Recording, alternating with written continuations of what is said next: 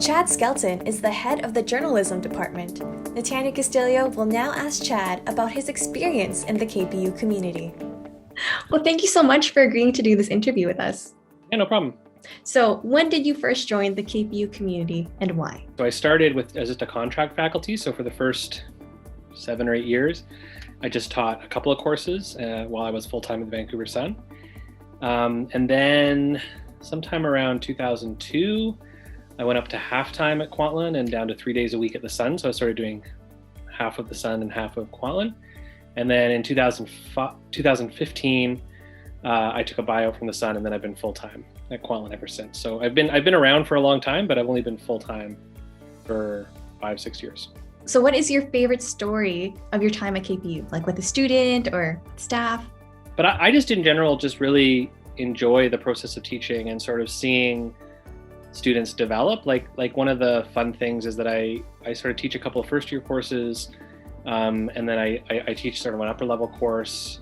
And so I sort of see students, and then I don't see them for a couple of years, and then they come back, and I'm always kind of amazed at how much better those students become, like, and how quickly their skills develop and how much they mature over a fairly short period, and that's really satisfying. What's something you'd like to say to people new to the KPU community?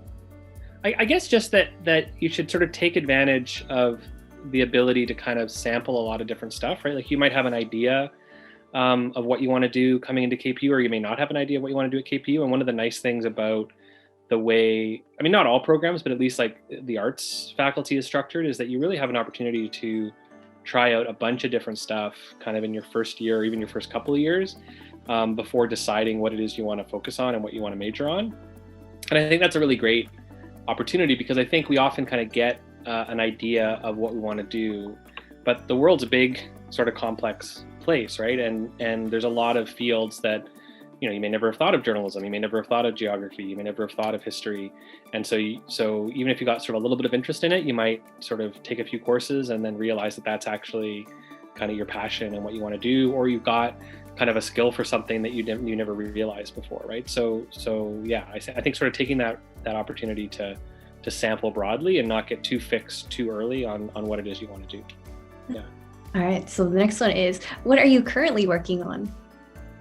Like teaching wise, or I guess just in general, like in your personal life, in your career. In my personal life.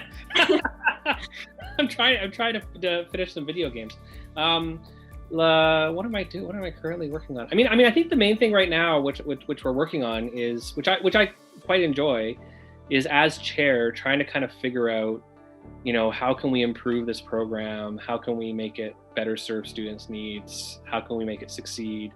And so sort of a few initiatives that we've been working on is we had some discussions with Langara, which has a 2-year diploma program.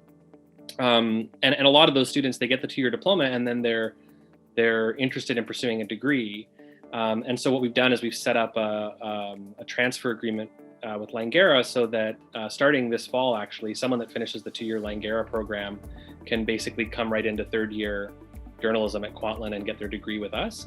So I'm hoping it'll work, and I'm hoping that, you know, starting in the fall, we might start to see some new faces around who are Langara students that are pursuing their degree with us, because they don't have a degree from Langara, they've got the 2-year diploma. And then we're also looking at sort of trying to do things like, one of the big initiatives that we did a year ago, which is now in place, was making the prereqs simpler for a lot of the journalism courses.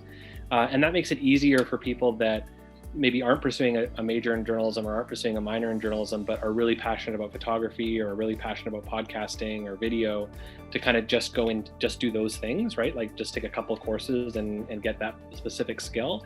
So I'm hoping that'll increase enrollment and we'll sort of open up our program to more people.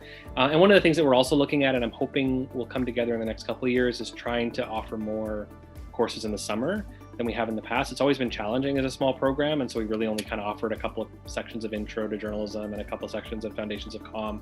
But we often hear from students that are around in the summer that they'd like to be able to do some upper level stuff to kind of, you know, pursue their degree, and so that's something that we're working on as well. So, all right, so the next one is, what is something you would like people to know about you? I mean, I like to think of myself as someone that's looking for ways to get better. So I think one of the things that's interesting about, I mean, it's probably true of a lot of fields, but I've noticed it kind of being chair and and being in a position to hire people into positions to teach, is that there's often people that are really, really great journalists and they want to teach, which is awesome. And they just sort of think, well, because I was a great journalist, like I'll be a great teacher, right? And that they can basically just sort of walk into a classroom and it's going to be a piece of cake.